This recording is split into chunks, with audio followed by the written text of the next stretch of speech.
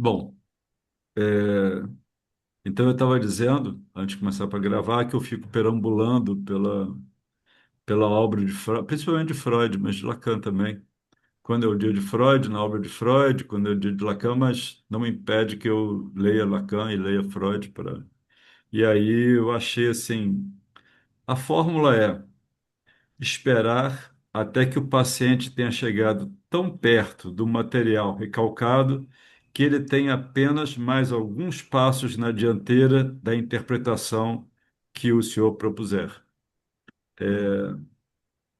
É Freud respondendo a um interlocutor, mas isso aqui é uma supervisão, né, que ele dá para a gente. É,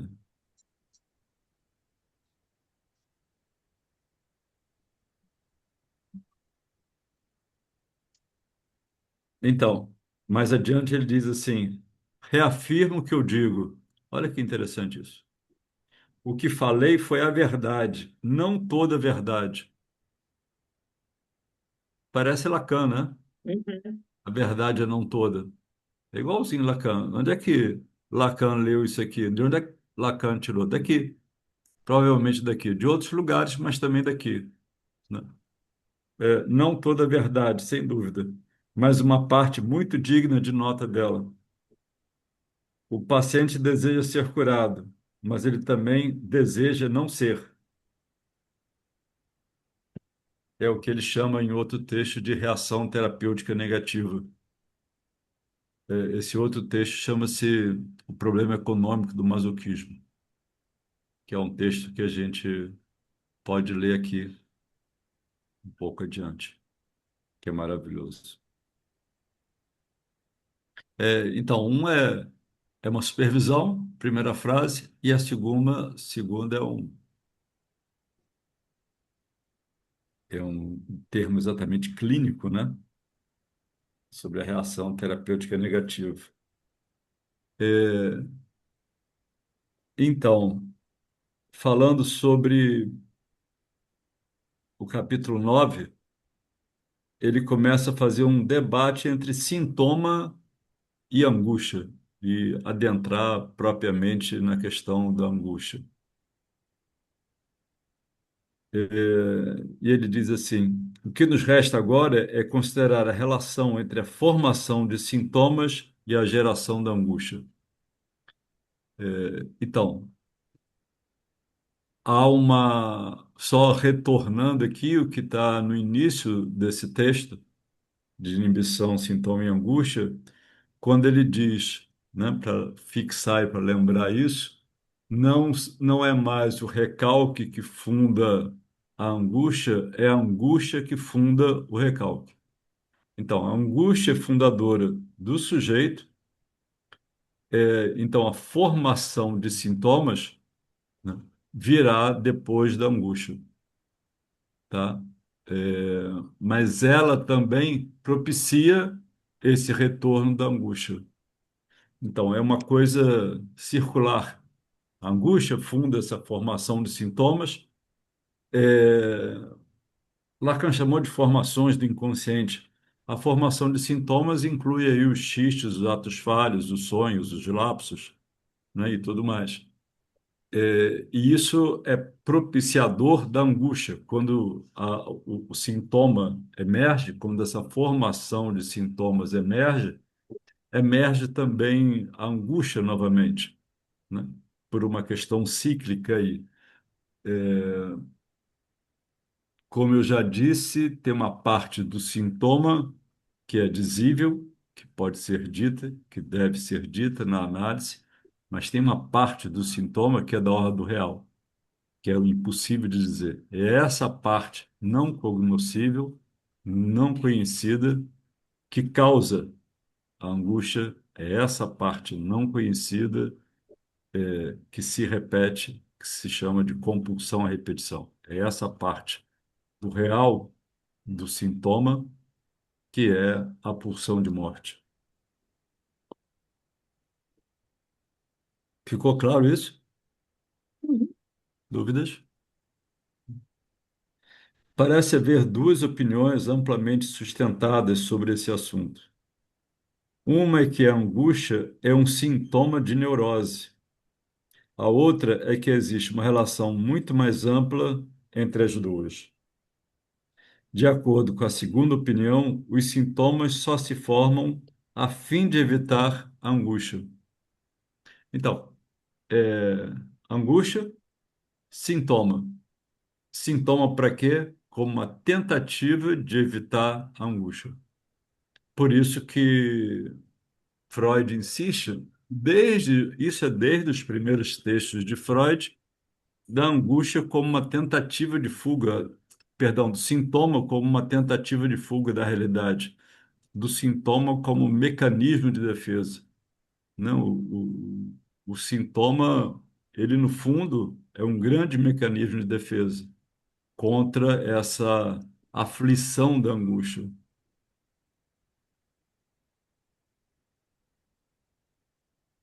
Então, de acordo com a segunda opinião, os sintomas só se formam a fim de evitar a angústia.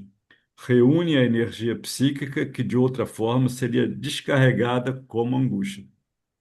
Assim, esse seria o fenômeno fundamental e o principal problema da neurose. É, então, uma coisa importante nessa segunda parte da frase é pensar que o sintoma ele é uma descarga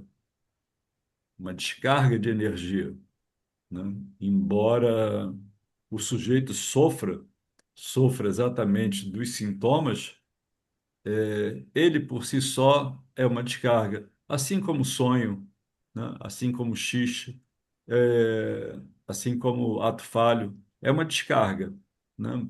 É, Se a gente pensar naquele modelo do Pente, da interpretação dos sonhos, né? É uma descarga de um acúmulo, de um excesso acumulado de energia, no inconsciente, de material recalcado, né? Então, é uma dor, mas é para evitar a angústia.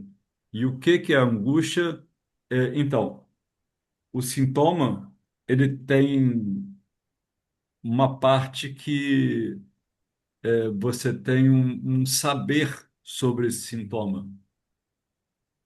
A angústia é um sofrimento sem um saber que acompanha a angústia. Isso é fundamental, clinicamente fundamental para vocês entenderem. Tá? No sintoma há um saber dizer sobre o sintoma. Ah, eu sofro por causa disso, eu sofro por causa daquilo, né? E aí toda a história infantil remodelada, eu sempre reafirmo isso, né? O sujeito da análise é sempre um sujeito infantil, né? Então, ele sabe recontar essa história, né?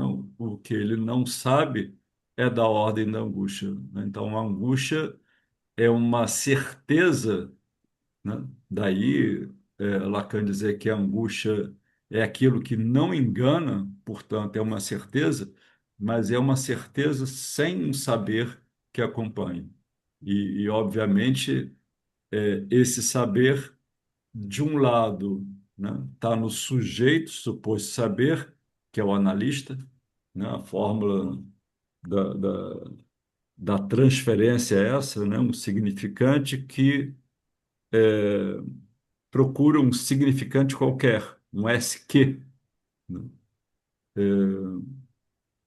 Como eu disse, acho que eu disse em outro lugar, em outro curso, esse significante qualquer do analista, né, do sujeito suposto saber, não é qualquer coisa, né? Quando Lacan diz isso pode dar margem a essa interpretação, né? Um significante qualquer pode ser qualquer um. Ah, um significante qualquer. Não.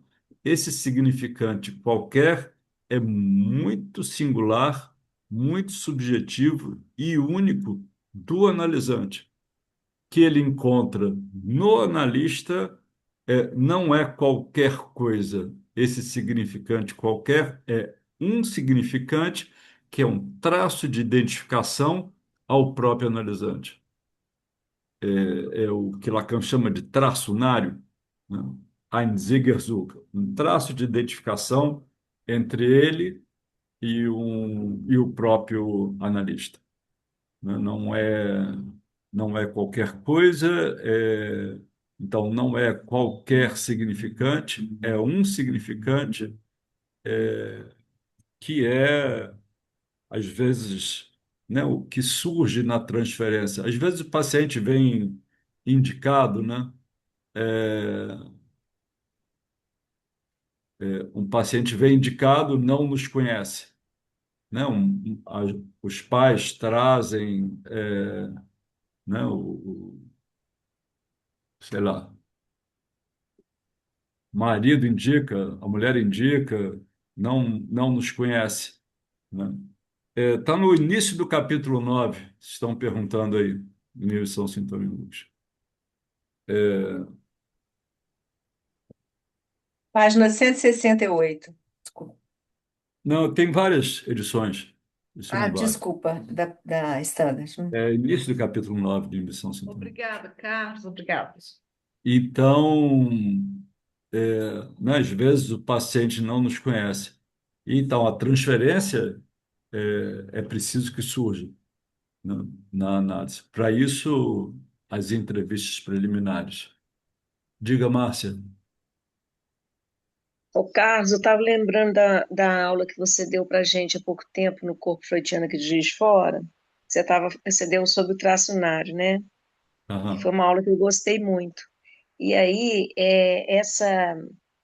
esse significante qualquer, que não é um significante qualquer, né? Que está ligado a esse tracionário, eu Uhum. gostei da sua abordagem quando você fala ele ligado à fantasia fundamental, né? Eu achei Uhum. muito Ah, interessante, assim, essa relação que é. você fez. Só assim, não querendo te cortar, mas é porque Não, não, você foi citou bom isso você me agora, lembrar. eu achei isso muito significativo, sabe? É, foi bom você me lembrar. Eu falei isso aí no Corpo Freudiano, Juiz de Fora.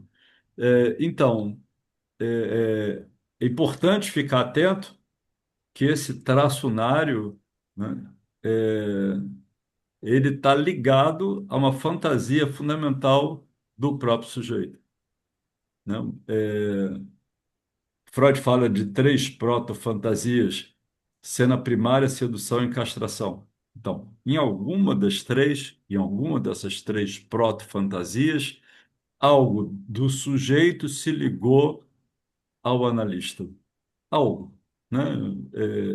Às vezes uma peculiaridade, mas é uma peculiaridade da fantasia fundamental do sujeito, então não é qualquer coisa. Eu já dei esse exemplo, acho que foi aqui, acho que foi no corpo freudiano, com certeza, de eu estou num congresso de psicanálise no Rio, intervalo do congresso, todo mundo no balcão de café, eu conversando para tomar um café, para pegar um café, uma coisa assim, eu conversando com um amigo, muita gente no balcão, tem uma pessoa do lado, alguma coisa dessa pessoa cai no chão, eu me abaixo, pego e dou para essa pessoa. No dia seguinte, ela me liga, marcando essa pessoa que estava do meu lado, narra esse episódio, que eu já nem lembrava, me liga pedindo uma sessão de análise. Bom, entendi. E ela me conta que esse meu gesto era um gesto que o pai dela faria com ela, teria feito com ela, essa gentileza, essa. Foi um gesto que eu nem vi quem era a pessoa que estava do meu lado depois que eu vi. Então, aí tem um traço de identificação que vai se desenvolver depois na análise a respeito da relação fantasística dela com o pai. Então, Márcio, obrigado em relembrar, porque isso é fundamental mesmo. Não é qualquer coisa, é algo da fantasia fundamental. Então, continuando. E essa segunda opinião é, pelo menos em parte, verdadeira, é demonstrado por alguns exemplos marcantes. Se um paciente agorafóbico que tenha sido acompanhado até a rua, for ali deixado sozinho, ele produzirá um ataque de angústia. Ou se um neurótico obsessivo for impedido de lavar as mãos após haver tocado algo, ele se tornará preso de uma angústia quase insuportável. É claro, portanto, que a finalidade e o resultado da condição imposta, eu frisei essa finalidade, vou voltar aí, e o resultado da condição imposta de ser acompanhado na rua e que o ato obsessivo de lavar as mãos consistiu em prevenir irrupções de angústia dessa espécie. Nesse sentido, toda inibição que o ego impõe a si próprio pode ser denominada de sintoma. Olha aí que legal. Que definição, né? Tem aí inibição, nesse final de frase, tem inibição, sintoma e angústia, né? A inibição que o ego impõe a si própria pode ser o sintoma, tá? Então, quando a gente diz inibição, sintoma e angústia, nunca existe os três separados. Quando a gente fala de id, ego, superego, né? Isso, eu, supereu, nunca são os três. Os três são ditos assim didaticamente, mas quando eles aparecem, eles estão ali juntos, misturados, com a ênfase de um sobre o outro, a ênfase de um segundo sobre o primeiro, a ênfase do terceiro sobre o segundo, e assim sucessivamente. Tanto é que o Lacan fala na, nesses três anéis, né, interligados na, na banda de Möbius, na topologia, né, nesses círculos do real, do simbólico e imaginário, eles estão ali ligados, né? Id, ego, superego, real, simbólico e imaginário. Então, tem a prevalência de um sobre o outro, tem a prevalência, né, é, do outro sobre um. A questão, então, portanto, a ser também observada é que, quer dizer, muitas terapias vão por aí e isso é às vezes uma armadilha do próprio psicanalista avisado, de querer agir sobre o sintoma do sujeito, né? Ele diz aqui: é claro, portanto, que a finalidade e o resultado da condição imposta de ser acompanhado até a rua, ou o ato de lavar a mão, isso é a finalidade. Lembrem do que a gente já leu das pulsões e seus destinos, né? A finalidade da pulsão é alcançar satisfação. Só que o objeto encontrado, né? O objeto encontrado não é aquele. É, essa finalidade pouco tem a ver com a causa. Se a gente pensar de novo no traço nário, nesse traço de identificação, né, e a gente pensar nessa fantasia fundamental, a gente vai ver que a gente toca apenas, às vezes, com uma interpretação, a ponta do iceberg, né, que é mostrável, que é demonstrável, que é o sintoma, né? É, a via da análise, às vezes, é algo que já foi visto, já foi revisto, já foi falado inúmeras vezes, mas o sujeito resiste, né? É, não resiste porque quer, muitas vezes resiste sem esse saber, mas é a frase que eu li lá do análise terminável e interminável, perdão, não é análise terminável, é uma questão de análise leiga.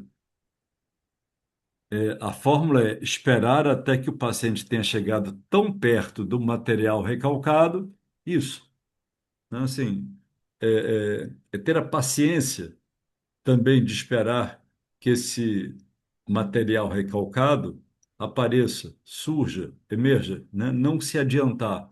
Emerge aí, nos atos falhos, nos xistes, nos sonhos, nos sintomas, emerge. Às vezes emerge como um lampejo, né? Como um Fiat Lux, uma centelha de luz ali, e o analista tem que estar pronto para capturar, apontar, né? Como eu falei eu dei um curso sobre a felicidade clandestina. No sábado, eu falei sobre esse texto da Clarice, Felicidade Clandestina.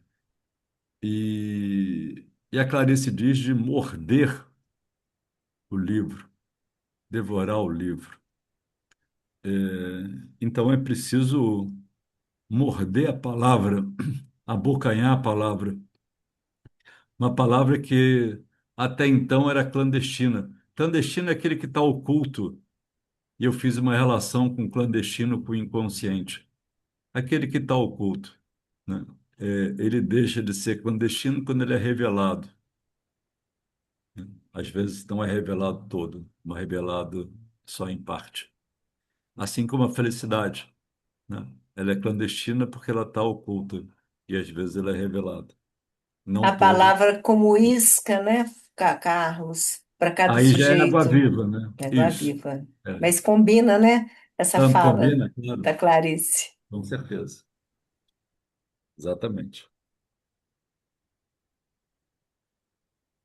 Visto que remetemos a geração da angústia a uma situação de perigo, preferiremos dizer que os sintomas são criados a fim de remover o ego de uma situação de perigo, tá? Então, angústia, situação de perigo, sintoma criado para tirar o ego dessa situação da angústia, dessa situação de perigo. Mas é no ego que está o próprio angústia, é no ego que está o próprio perigo. Então, o sintoma vem para ajudar alguma coisa que ele não consegue muito ajudar, às vezes só piora, e a gente sabe disso. Se impedir que os sintomas sejam formados, o perigo de fato se concretiza, isto é, uma situação análoga ao nascimento se estabelece, na qual o ego fica desamparado em face de uma exigência pulsional constantemente crescente, o determinante mais antigo e original da angústia. Então, qual é o componente mais antigo e original da angústia? É o desamparo do ego. Então, frente ao desamparo, a palavra, eu vou escrever aqui,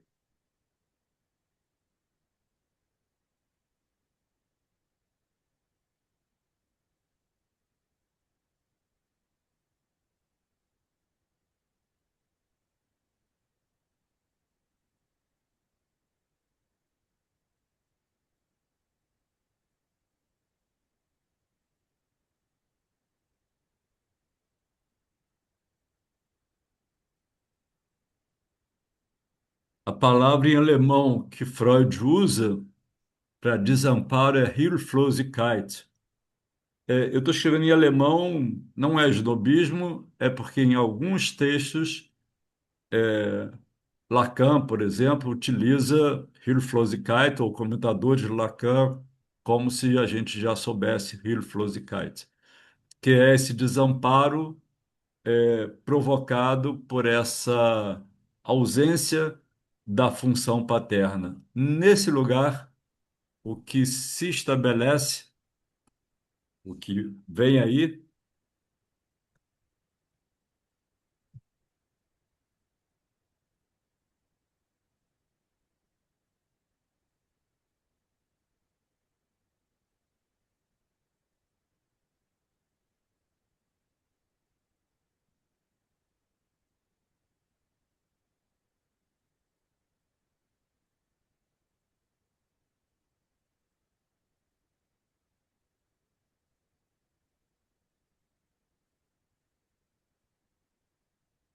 para acudir a criança, tirá-la desse estado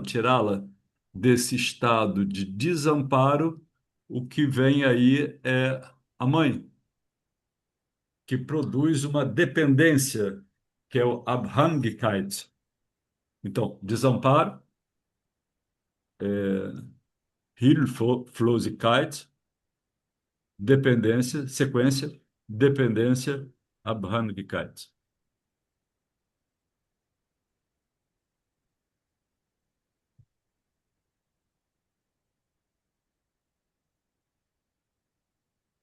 Então, esse estado puro aí, esse estado inicial, esse estado latente do ego, né? Antes de sua formação, é angústia, tá? É, não esqueço, 1914, 15, Freud escreve o texto sobre o narcisismo e ele diz, no início lá do texto do narcisismo, que o autoerotismo precisa de uma nova ação psíquica para formar o narcisismo, que é por volta dos 2 anos lá de idade.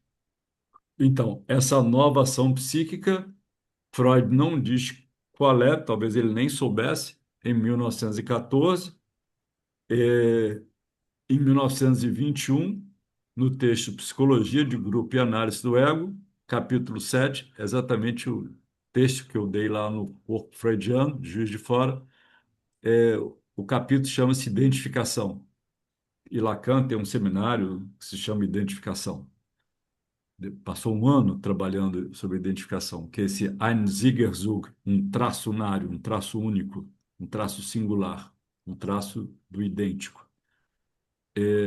Então, essa inovação psíquica é a identificação. Autoerotismo, identificação, nascimento, surgimento do narcisismo, do eu, do ego. Assim, em nossa opinião, a relação entre a angústia e o sintoma é menos estreita do que se supunha, pois inserimos o fator de situação de perigo entre eles. Vejam que armadilha que o sujeito se coloca, né? Entre a angústia e o sintoma, o que, o que se tem é um perigo, como se isso afastasse. É, eu não diria que isso afasta, eu diria que isso, talvez a melhor palavra seja tensiona. Há uma tensão cada vez maior entre o sintoma e a angústia a partir do perigo. Claro, quanto mais o perigo fica iminente, quanto mais o perigo se torna maior, mais grave, maior a tensão entre sintoma e angústia, até que muitas vezes a angústia recobre totalmente o sintoma e impede o sujeito de sair, paralisa, né, o ser do sujeito. Podemos também acrescentar que a geração de angústia põe a geração de sintomas em movimento, e é, na realidade, um requisito prévio dela, pois se o ego não despertasse a instância de prazer-desprazer, gerando angústia, não conseguiria a força para paralisar o processo que se está preparando no id e que ameaça com perigo. Então, claro, há angústias que paralisam e há angústias que põem o sujeito em movimento, tá? Nem toda angústia é paralisante. Por exemplo, uma angústia epistemofílica desse desejo absurdo de conhecer, né, pode levar o sujeito desenfreadamente a querer saber, querer conhecer tudo. Mas, claro que tudo e o nada andam juntos, né? Quando o sujeito diz eu posso tudo, em geral, ele não pode nada. Isso é clínico, viu? Isso é extremamente clínico. Quando o sujeito se acha potente para qualquer coisa, é, nos homens, essa sensação de potência absoluta, o que gera é impotência.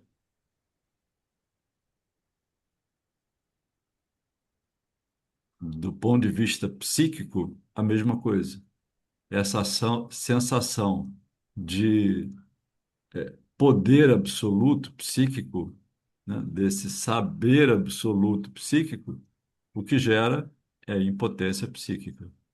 Tá ligado? É a fita de Möbius, né? Que uma coisa liga a outra, e enlaça, né, o sujeito, né, exatamente na angústia, né? É, uma vez eu ouvi uma conferência do Jacques Lamillard e ele deu um bom exemplo. Então, o exemplo não é meu, o exemplo do Jacques Lamillard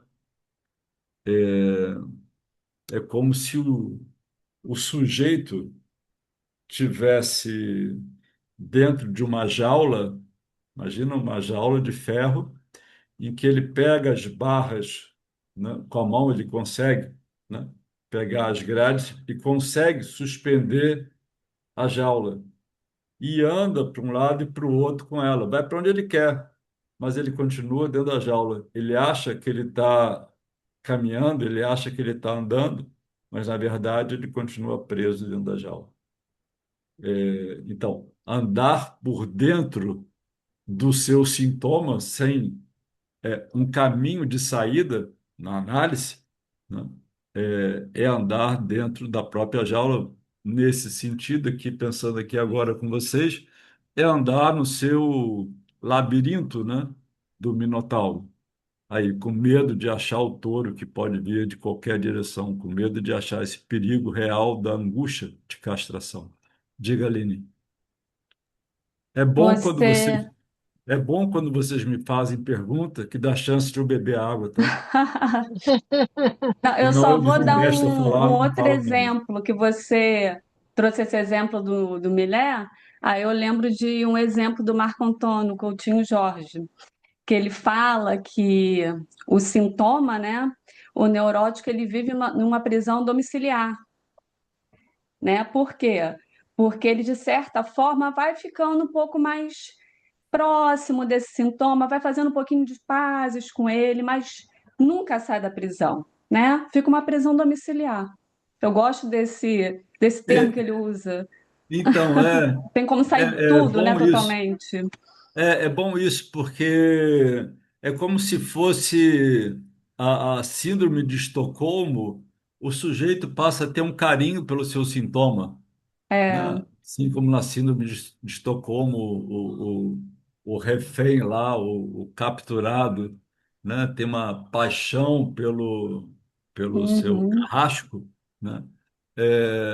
Então, se o seu carrasco é o seu superior que está nesse sintoma, é como se você tivesse, então, que falei no início, né? É um gozo masoquista em permanecer no mesmo lugar. É uma reação terapêutica negativa. Olha como é que esse texto abre questões para a gente, né? Como esse texto é clínico. Freud é maravilhoso.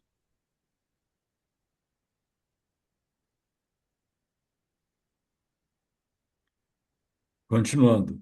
Podemos também acrescentar que a geração de angústia põe a geração de sintomas em movimento e é, na realidade, um requisito prévio dela, pois se o ego não despertasse da instância, eu já li isso, né?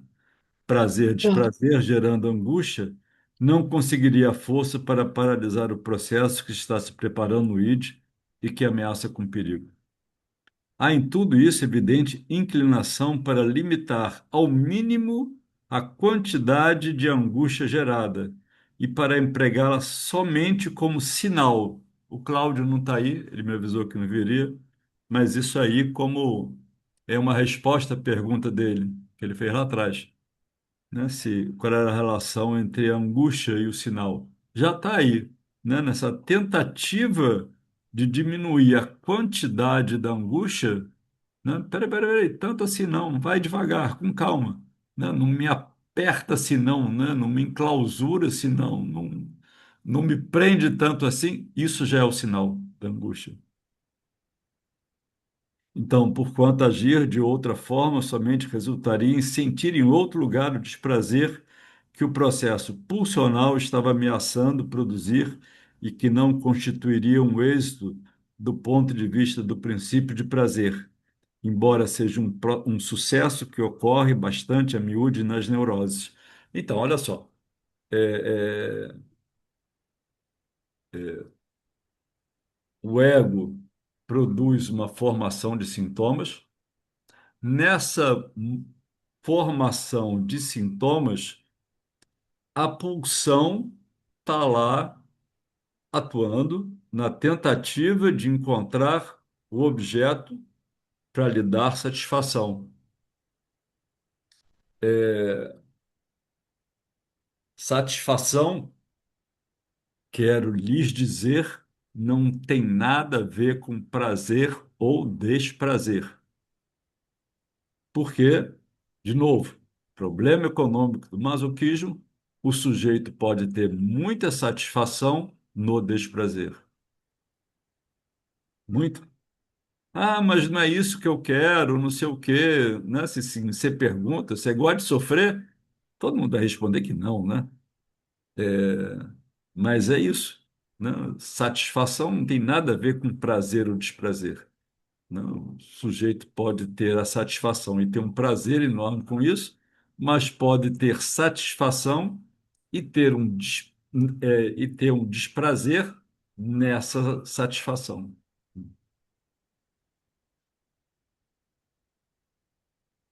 A formação de sintomas, portanto, de fato, põe termo à situação de perigo. Ela tem dois aspectos. Um, oculto da visão, acarreta a alteração do id, em virtude da qual o ego é afastado de perigo. Outro, apresentado abertamente, revela o que foi criado em lugar do processo pulsional que foi afetado, a saber, a formação substitutiva. É, então, de um lado, o ego é afastado, de outro, ele faz outra coisa. O sintoma não some, ele tem uma formação substitutiva. Quer dizer, ele substitui um sintoma por outro. É, em vez de lavar as mãos, como o exemplo que ele deu, ele vai arrumar as gavetas. Ele vai ordenar a pilha de roupas, de sapatos ou por exemplo,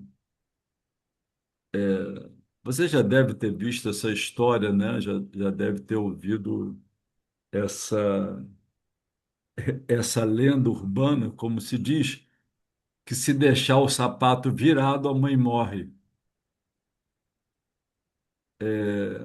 Pois então, a pessoa ouviu isso quando era criança e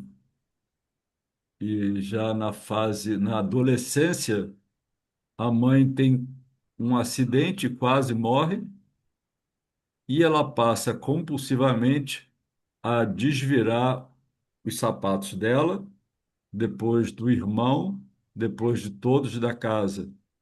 Não satisfeita com desvirar, todo dia isso virou um ritual. Ela não saía de casa para ir para a escola se não visse que todos os sapatos estavam desvirados. Então, primeiro dela, depois do irmão, depois de todos de casa. Não contente com isso, depois ela passou a organizar os pares de sapato nas prateleiras dos guarda-roupa, guarda-sapato, sei lá o quê, que tinha na casa dela. Então ela enfileirava todos ordenadamente, com a ponta, justamente com a ponta, e ia de sapato em sapato dela, do irmão. Obviamente, ela não conseguia nem chegar na escola mais cedo, chegar na escola cedo, ela se atrasava, criava um problema dentro de casa, é, enfim, nesse exemplo que eu estou dando, né, de uma compulsão à repetição, a uma compulsão à repetição no sintoma que causa angústia e inibição, paralisia, né? Porque a vida dela paralisou aí nesse lugar, nesse triunvirato, né? Nesse conglomerado aí de inibição, sintoma e angústia. É assim que ela chega. Seria, contudo, mais correto atribuir ao processo defensivo o que acabamos de dizer sobre a formação de sintomas e empregar a segunda expressão como sinônimo de formação de substitutos. Tornar-se-á, então, claro que o processo defensivo é análogo à fuga, por meio da qual o ego se afasta de um perigo que o ameaça de fora. O processo defensivo é uma tentativa de fuga de um perigo pulsional. Um exame dos pontos fracos dessa comparação tornará as coisas mais claras. Então, mecanismo de defesa é sempre processo de fuga. É claro que existem mecanismos de defesa que salvam o sujeito, né? Nem sempre será uma covardia moral do sujeito, como Freud fala em 1937, no Mal-Estar na Civilização, né? Em que o neurótico padece de uma covardia moral, né? Através dos seus escrúpulos de consciência moral, coisas que ele falou em 1850 no projeto para uma psicologia científica. Lá no projeto, ele fala, no capítulo sobre a dor, sobre os escrúpulos, o juízo de consciência, o juízo atributivo da moral, de escolha, né, de caminho, de escolha de fuga, de mecanismo de fuga. Algumas delas precisam ser feitas mesmo, porque, como o próprio Freud diz, né, a gente aprende através da dor ou através do amor, né? Que mecanismo de fuga encontrar aí na vida, né? Então, uma objeção a ela é que a perda de um objeto, ou a perda do amor, da parte do objeto, e a ameaça de castração são, do mesmo modo, perigos que provêm de fora, como, digamos, seria um animal feroz, não são perigos pulsionais. O Freud está falando aí, em outros termos, de luto, tá? Perigo diante de uma reação de uma perda externa é um luto, não é um perigo que veio de dentro, é o perigo de uma perda, né, de perda de um objeto, a perda de um ente querido, perda de um trabalho que produz um luto no sujeito, né, que provoca essa castração no sujeito, que é a perda. Sempre bom lembrar que a ameaça de castração é igual a pulsão de morte. Um lobo provavelmente nos atacaria independente do nosso comportamento em relação a ele. Mas a pessoa amada não deixaria de nos amar, nem seríamos ameaçados de castração se não alimentássemos certos sentimentos e intenções dentro de nós. Assim, tais impulsos pulsionais são determinantes de perigos externos e, dessa maneira, se tornam perigosos em si. E podemos agora prosseguir contra o perigo externo, adotando medidas contra os internos. Então, ele está fazendo uma correlação entre aquilo que vem de fora e aquilo que já é próprio do sujeito. Claro que aquilo que é próprio do sujeito um dia veio de fora, né? Por exemplo, do Hilflosigkeit, desse desamparo de fora, que se esperaria que viesse de fora, né? E depois continua vindo de fora porque, como Lacan diz, né, essa bocarra da mãe a engolir a criança, né? A mãe tem uma bocarra que, que pode ser, às vezes, um grito, né, dessa mãe, já é a bocarra aberta a abocanhar aí essa criança. Então, nas fobias de animais, o perigo parece ser ainda sentido inteiramente como externo, justamente como sofreu um deslocamento externo no sintoma. Nas neuroses obsessivas, o perigo é mais internalizado. Aquela parcela de angústia referente ao superego que constitui a angústia social ainda representa um substituto interno de um perigo externo, enquanto a outra parcela, a angústia moral, já é inteiramente endopsíquica.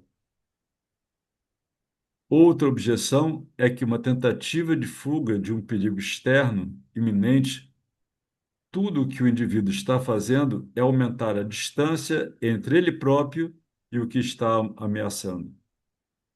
Então, aumentar a distância não quer dizer resolver o problema, tá? Exemplo disso, procrastinação. Você procrastina o que tem que fazer hoje para amanhã, você aumentou a distância em tempo né, em espaço e tempo, mas não resolveu em nada, né, o perigo de tensão entre eles. Você só adiou, mas a tensão continua, até que, sei lá, você adia para amanhã estudar para a prova, dia para amanhã estudar para a prova, dia para amanhã estudar para a prova, até que a prova chega e aí se colapsou, né?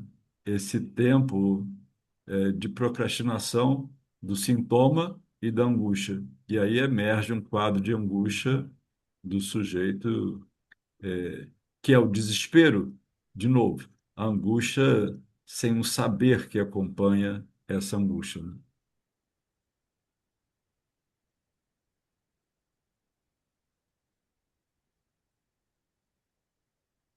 Ele não está se preparando para defender-se contra ele, ou tentando alterar algo a respeito dele, como seria o caso se ele atacasse o lobo com um cajado ou nele atirasse com uma arma. Mas o processo defensivo parece fazer algo mais do que corresponderia a uma tentativa de fuga.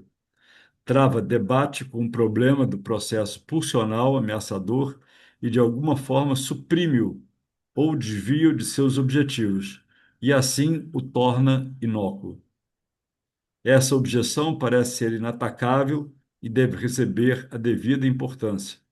Julgo provável que deve haver certos processos defensivos que podem verdadeiramente ser comparados com uma tentativa de fuga, embora em outros o ego assuma uma linha muito mais ativa de autoproteção e inicie vigorosas contramedidas. Mas talvez toda analogia entre a defesa e a fuga seja invalidada pelo fato de que tanto o ego como a pulsão no id sejam parte da mesma organização, não entidades isoladas como o lobo e a criança, de modo que qualquer espécie de comportamento por parte do ego resultará também numa alteração do processo pulsional. Então, é isso que eu estava dizendo, né? Eles estão imbricados, eles estão juntos. O id, o ego, o superego estão juntos, né? A pulsão, ela está ali no sujeito, né? A formação substitutiva pulsional só muda de lugar a pulsão, só muda de aspecto a pulsão, mas ela está lá, né? Ou você adia a pulsão, você só ganha tempo com a pulsão, né? Com essa formação de sintoma, mas ela está lá, ela continua existindo, né? É, não esqueçam, o inconsciente, ele é um agente diuturno, né? Ele age de manhã, de noite, o inconsciente não dorme, quem dorme é a gente.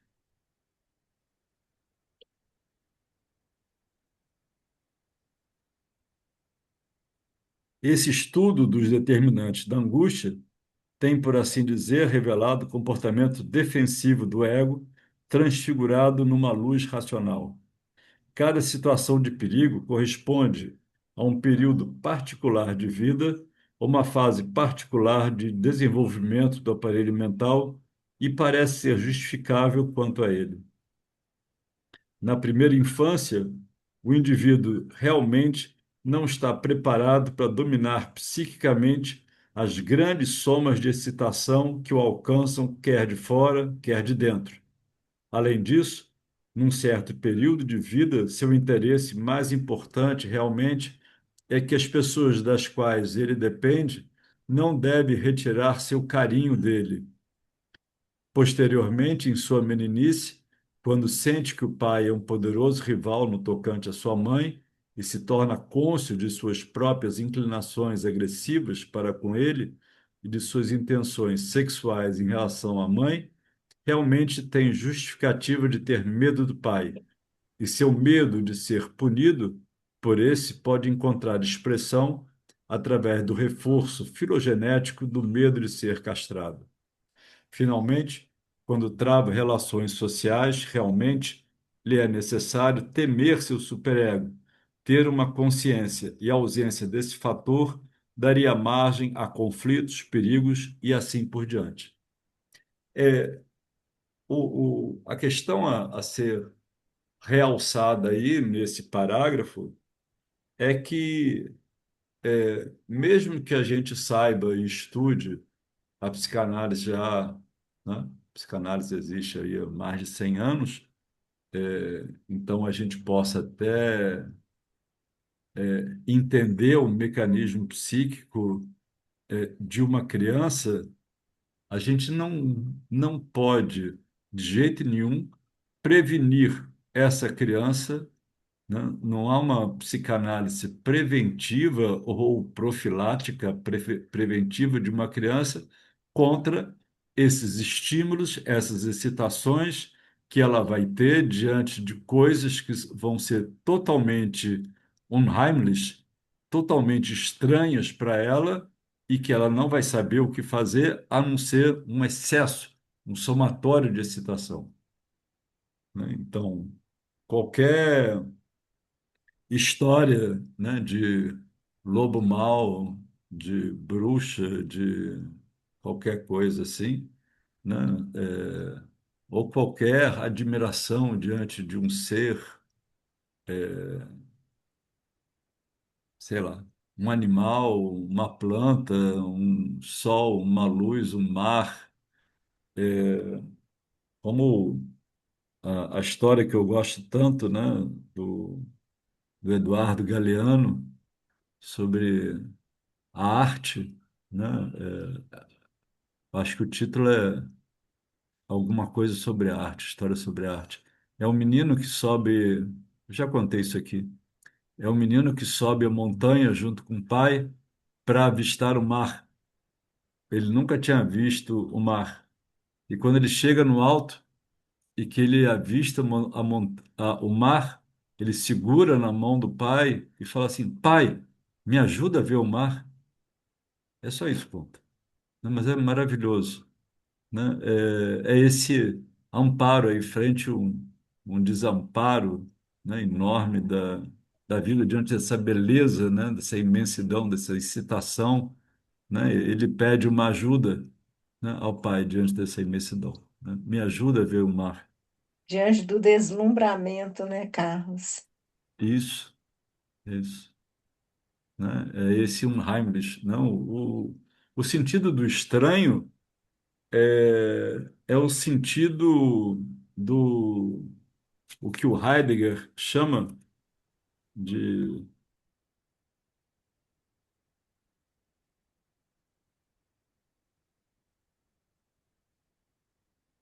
do Taumatsein, do espanto, né? O espanto diante do belo, o espanto diante da beleza, o espanto diante, né, que ele vai retomar o Hölderlin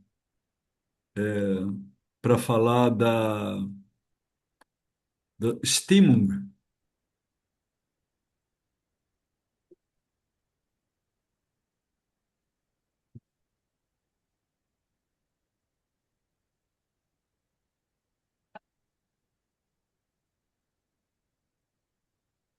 Olha que expressão bonita. O Stimmung é a acústica da alma. É lindo isso, né?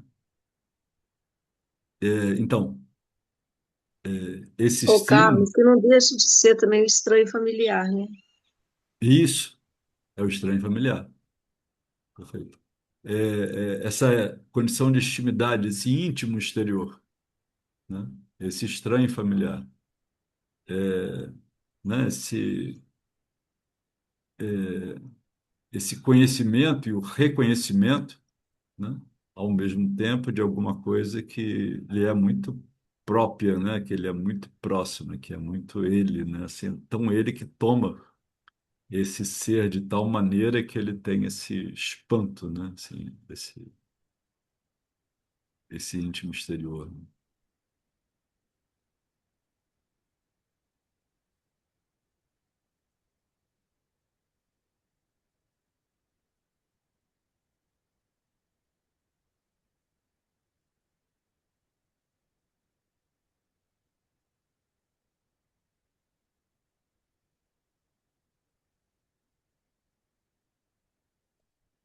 É,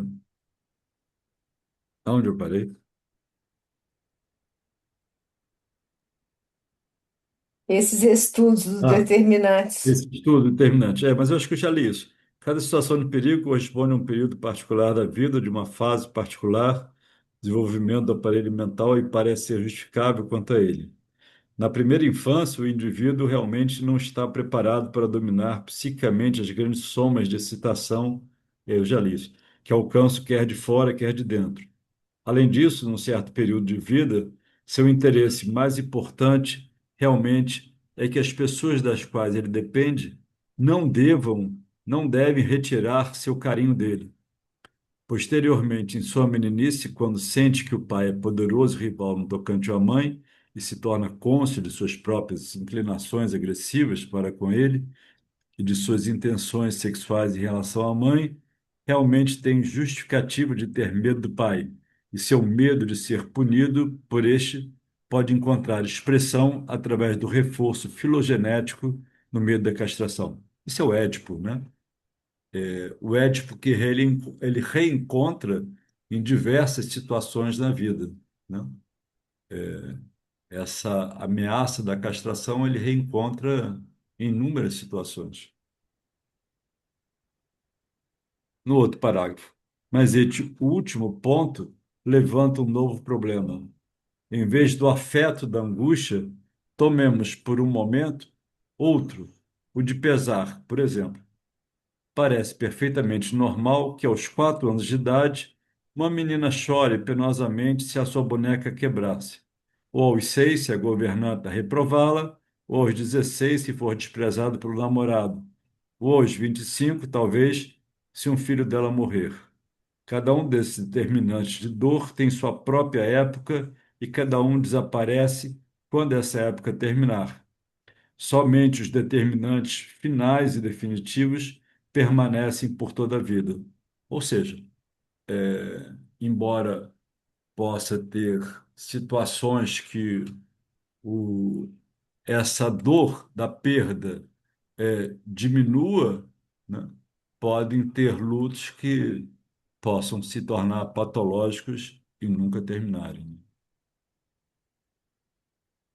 Ô, Carlos, o que ele Sim, chama de determinantes finais definitivos são esses restos que ficam dessas perdas ao longo da vida, ou ele diz aqui da irremediável perda da vida final. Como é que você lê isso aqui? eu acho que dessas, porque ele está falando de várias coisas que acontecem ao longo das etapas, uma criança, uma adolescente, uma mulher adulta, né? Então, coisas que acontecem de perdas que acontecem na vida da gente. Uhum, E para cada uma resposta diferente, né? uhum. E vai variar, obviamente, de que importância que grau de investimento a gente, cada um de nós, depositou nesse objeto que se Uhum. perdeu, E o que não? disso resta, né? E o que disso resta, claro, né? Que o disso resta como não assimilável, Uhum. né? Como que fica, né? Esse resto, como que fica e que pode provocar um desaparecimento total, né? Assim, nem lembrança mais eu tenho, né? Mas pode até o outro lado, né? No outro extremo, provocar uma angústia extrema, uma depressão pela perda, uma paralisia da vida, assim, né? Uhum. Coisas assim. Ok. Mas em todo caso, como o inconsciente, Uhum. ele não termina, né? Mesmo quando se termina uma análise, no inconsciente sempre permanece um resto, né? Uhum. Um resto que ficou em mim durante muitos anos era que eu estava dando aula e não sabia a matéria, não tinha estudado para a matéria. Até que um dia esse sonho foi embora, né? Mas era um sonho de repetição. Eu estava numa Uhum. aula, de uma matéria que eu não sabia nada, tipo assim, sei lá, era de psicologia, não sei, não era meia da aula de química, não era aula de matemática, não, era de psicologia, mas era uma aula que eu não tinha estudado absolutamente nada, né? Esse temor de não saber, né? Uhum. Obrigada, Carlos. De- Depois a O gente lida com o Carlos, resto de maneira mais plausível, né? Mais amigável com o resto. deixa eu te perguntar uma Diga. coisa, antes de você continuar. Porque lá atrás, há pouco tempo atrás, a gente estava falando ali da fuga e da defesa, como se fosse vou usar meu termo, tá? Ludibriana pulsão, vamos falar assim. No caso da castração, que aí agora nós estamos falando de situações em que a pessoa lida no decorrer da vida com situações de falta, de castração. Quando é uma fuga, pode haver uma fuga também nessas situações, só que não é no mesmo sentido, né, Carlos? Do que a gente estava falando, por exemplo, a fuga daquela pulsão que quer chegar e a fuga decorrente de uma castração. Qual é a diferença que você vê aí, Nancy? Por exemplo, a gente está falando de perdas, né? Igual você Uhum. leu ali no texto, pode ser uma morte, pode ser né, uma situação na infância, e que o sujeito está lidando com perda. E Aham, aí ele pode estar lidando com perda de inúmeras formas, né? Na clínica, principalmente. E aham, aí ele pode estar lidando também com o processo de fuga dessa, né? Não sei se é fuga, não sei se a palavra é fuga, mas ele pode estar tentando não lidar com isso, talvez fugindo disso. Aí a gente não está falando da mesma fuga, daquela fuga defensiva que a gente estava falando lá da pulsão, né, Carlos? Aí é uma. talvez você possa falar em fuga projetiva, não defensiva, mas fuga Ah, tá. que você tem uma outra saída que não é tão defesa, mas é saídas, talvez boas saídas. Olha aí, a sublimação pode ser uma fuga boa de final de Eu, análise. pe- eu pensei na sublimação, mas eu fiquei assim, será que é uma fuga, né? Fiquei meio na dúvida, mas me ocorreu a sublimação. Ela pode existir como fuga? Me deu essa dúvida, sabia? Então, talvez inicialmente sim, depois ela é um processo de sublimação mesmo, que é o que Lacan Encontrar fala, outras coisas. Uma nova é, é, articulação. é uma pulsão sem recalque, Sim, né? Sem o sim. recalque, não passa pelo recalque a sublimação, alcança o objeto, né? Sem o recalque. Aham. Tá, ok. Uma sublimação que pode ser um novo livro a caminho, um livro escrito. Tô dando uma dica aí para vocês, tá? Pesquem quem quiser. Um quadro, né, Carlos? Também, O um novo quadro, quadro. um novo quadro também, mas o livro eu acabei a revisão final hoje de manhã e Então devolvi tá, para a editora. tá bem sublimado. Está. É, livro. Será que é o Van Gogh e o Freud? Não. Ah, eu queria que fosse esse, mas não. Esse está demorando Eu a sair. também, tô doida para que seja esse. Não, esse vai demorar. Mas está na linha de produção esse aí. Não está esquecido, não. Esse é outro. Já já eu digo mais sobre ele.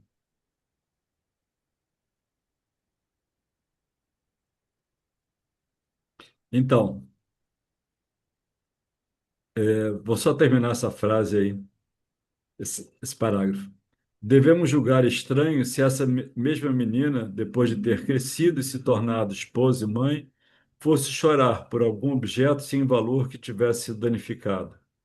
Contudo, é assim que se comporta o neurótico.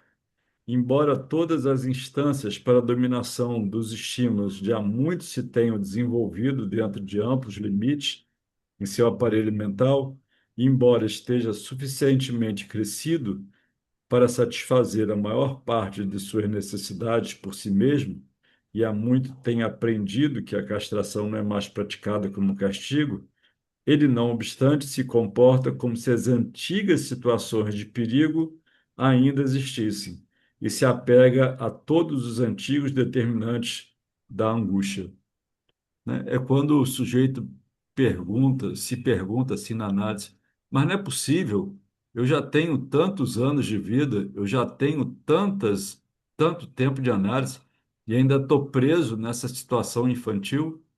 Pouco importa, né? Ele tem consciência disso.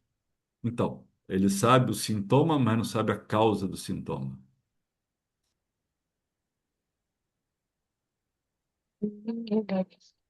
É,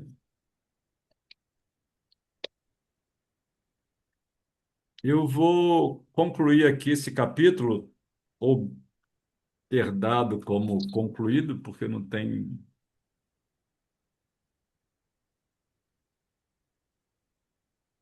Ó, aqui, mais adiante, nesse capítulo, só para terminar aqui, está no meio da página, vai ser difícil localizar, mas enfim, fica aí. É, pouco depois a gente fala as fobias de animais, no meio da frase está assim: sinais de neuroses infantis podem ser detectados em todos os neuróticos adultos, sem exceção. É isso que eu estava falando. Mas, de modo algum, todas as crianças que revelam esses sinais se tornam neuróticas depois. Deve acontecer, portanto, que certos determinantes da angústia sejam abandonados em certas situações de perigo, percam seu significado à medida que o indivíduo se torna mais maduro. Então, é, todo recalcado é inconsciente, mas nem todo inconsciente é recalcado. É mais ou menos isso que ele está dizendo, né? Em todos os adultos podem aparecer traumas infantis. Em todos os adultos pode aparecer essas moções pulsionais infantis, né? Podem permanecer durante a vida ou algo externo, como ele falou aqui, pode desencadear uma perda, pode desencadear uma lembrança lá da infância, né, que remeta a essa situação aqui. Ou não, né? Ou o sujeito pode não se haver com relação a essas questões, não subjetivar, né, como